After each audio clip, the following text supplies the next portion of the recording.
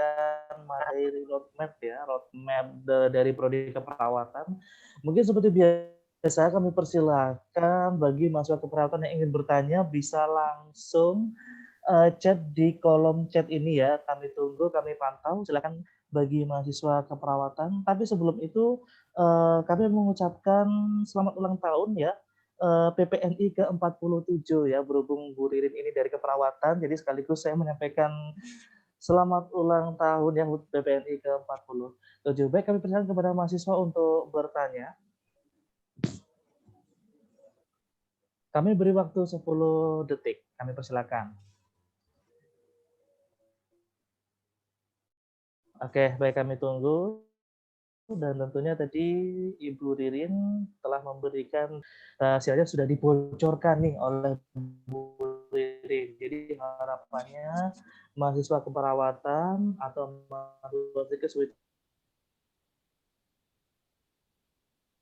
kepada mahasiswa kami persilakan untuk bertanya sekiranya apa yang disampaikan Bu Ririn, ada beberapa bagian, beberapa part yang kurang dipahami oleh mahasiswa, bisa ditanyakan langsung melalui kolom chat yang akan kami pantau. Dan adapun bagi mahasiswa yang aktif bertanya akan mendapatkan door prize menarik dari kami yang nantinya akan diumumkan oleh panitia. Oke, kami persilakan mahasiswa keperawatan yang sangat luar biasa sekali. Oke, kurang 5 detik lagi, kami persilakan. Jangan malu-malu untuk mahasiswa bertanya, ya. Karena harapannya nanti mahasiswa keperawatan atau mahasiswa yang lainnya dan tidak hanya sampai di perkuliahan saja ya Bu ya, tapi bisa berkelanjutan. Oke, baik.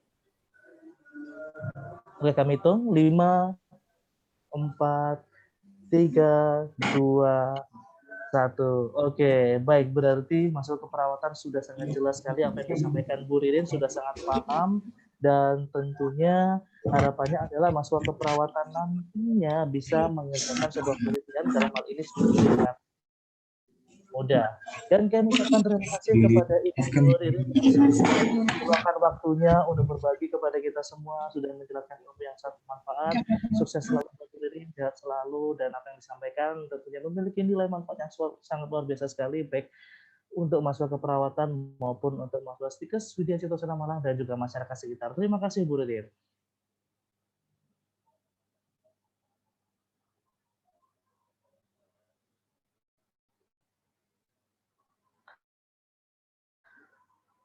Oke, baik.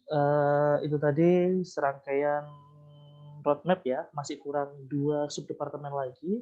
Ada subdepartemen radiodiagnostik dan radioterapi dan subdepartemen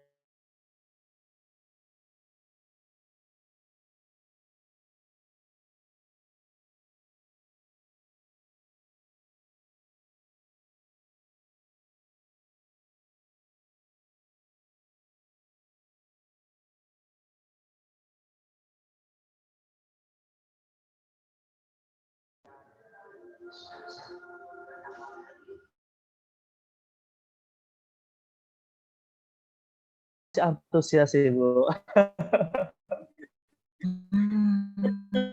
Semangat ya. Oke, tetap semangat. Oke, langsung saja Ibu Sri Sugiyarti mengenai roadmap penelitian prodi D3 radiodiagnostik dan radioterapi. Oke, terima kasih Mas Taufik atas kesempatannya. Assalamualaikum warahmatullahi wabarakatuh. Selamat sore dan tetap semangat ya. Oke, ini pesertanya adalah pejuang KTI dan pejuang skripsi. Jadi harapannya tetap semangat. Di semester depan, 1 semester depan itu penentuan kelulusan Anda. Jadi ketika nanti misalkan mundur juga ketika pelaksanaan KTI-nya atau skripsinya mundur dari 1 semester, itu artinya akan mempengaruhi kelulusan Anda. Oke, saya sampaikan materi hari ini yaitu roadmap penelitian prodi D3 radiodiagnostik dan radioterapi.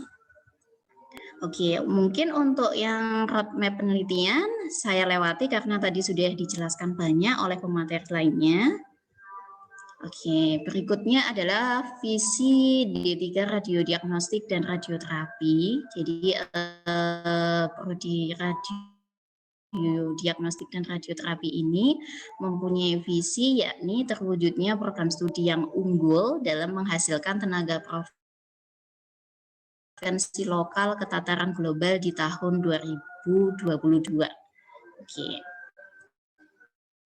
Nah, jadi seperti Anda ketahui, jadi jurusan kita atau prodi kita itu adalah D3 radiodiagnostik dan radioterapik. Jadi nanti Anda ketika mengambil topik penelitian atau KTI seperti itu, jadi yang pertama bidangnya adalah radiodiagnostik, yakni pengembangan teori radiodiagnostik. Jadi Anda bisa mencari referensi atau mungkin referensi dari jurnal atau mungkin dari kakak tingkat yang biasanya di bagian kesimpulan dan saran, terutama saran, itu adalah ada saran untuk penelitian lanjutan atau penelitian berikutnya. Itu yang paling gampang bisa dilakukan seperti itu. Kita juga menganalisis, membuat dan menerapkan teori radiodiagnostik dan radioterapi dan mengangkat potensi lokal. Jadi kalau yang topik kedua ini bidangnya sudah lebih luas karena juga sudah mengangkat potensi lokal juga. Oke, untuk penelitian radiodiagnostik, jadi nanti erat kaitannya dengan pemeriksaan radiologi atau pemeriksaan radiografi ya.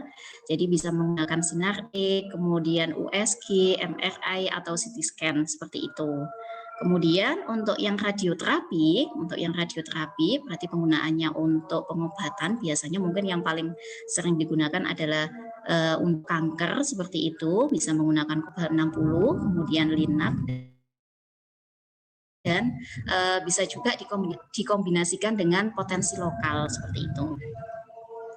Oke, berikutnya kami berikan contoh-contoh. Jadi penelitian yang pertama itu penelitian radiodiagnostik. Jadi kalau penelitian radiodiagnostik nanti Anda akan mencari topik yang erat kaitannya biasanya terkait teknik pemeriksaan atau teknik radiografi. Misalkan contoh yang bisa diambil, ini yang sudah dilakukan ya, itu adalah evaluasi efek pemberian waktu sebelum ekspos pada pemeriksaan radiografi left lateral decubitus dengan kasus abdomen akut. Jadi biasanya untuk penelitian radiodiagnostik ini kalau untuk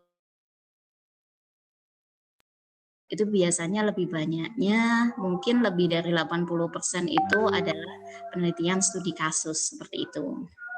Mungkin bisa juga Anda dari laporan PKL mungkin itu bisa juga dikembangkan. Oke. Kemudian untuk berikutnya adalah contoh penelitian radioterapi. Nah, jadi untuk radioterapi ini kan radiasi yang digunakan untuk pengobatan untuk penyakit tertentu ya. Jadi contoh yang bisa diberikan di sini yaitu pengaruh radioterapi area kepala dan leher terhadap curah saliva. Jadi kita ketahui bahwa radioterapi ini mempunyai dosis yang lebih besar daripada diagnostik, dosis radiasinya, sehingga karena dosis yang lebih besar memungkinkan terjadinya efek samping dari radiasi itu sendiri. Jadi contoh yang di sini yang saya contohkan ini adalah pengaruhnya terhadap curah saliva, adalah sekresi salivanya bagaimana, terpengaruh atau tidak, seperti itu. Kemudian yang berikutnya itu adalah penelitian radioterapi dengan memanfaatkan potensi lokal. Sebelumnya masih jarang dilakukan, mungkin di angkatan ini harapannya nanti bisa juga dilakukan. Oke. Misalkan adalah dosis efektif konsumsi isoflavon pada susu kedelai untuk mencegah penurunan estrogen dan menopause dini pasca terapi radiasi. Jadi biasanya ketika seseorang melakukan pasca terapi radiasi atau melakukan radioterapi, itu biasanya kondisi atau sel-sel bagian tubuhnya ada beberapa sel-sel yang sehat itu juga terpapar radiasi sehingga mengalami penurunan seperti itu. Sehingga ini ada penelitian dari salah satu dosen radiologi dengan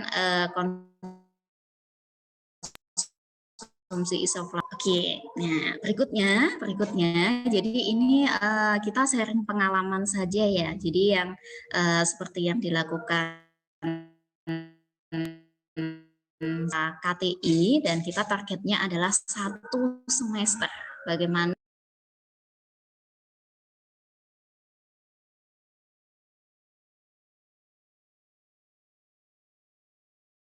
Anda pasti sudah memprogram medpen ya di semester kemarin dan saya paham, prodi juga paham bahwa Anda juga sudah menyusun proposal karya tulis ilmiah seperti itu. Nanti untuk judul-judul itu atau proposal karya tulis ilmiah harapannya bisa Anda sampaikan,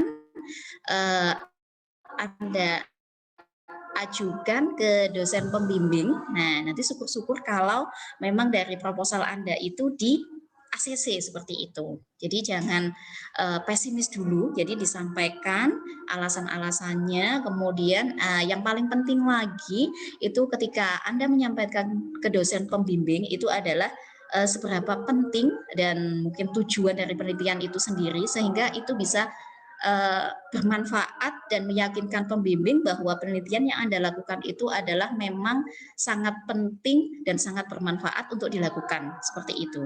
Nah, kemudian, ini ada jadi intinya done is better than perfect. Jadi selesai itu lebih baik daripada sempurna. Jadi jangan nunggu sempurna dulu. Saya tulisannya masih metode penelitiannya juga kurang menguasai. Yang penting Anda kerjakan dulu, Anda konsulkan, semakin cepat Anda mengkonsulkan, semakin cepat ada arahan dari pembimbing untuk judul yang akan di-ACC, seperti itu. Sebelum ke pembimbing, usahakan Anda bisa menyiapkan judul cadangan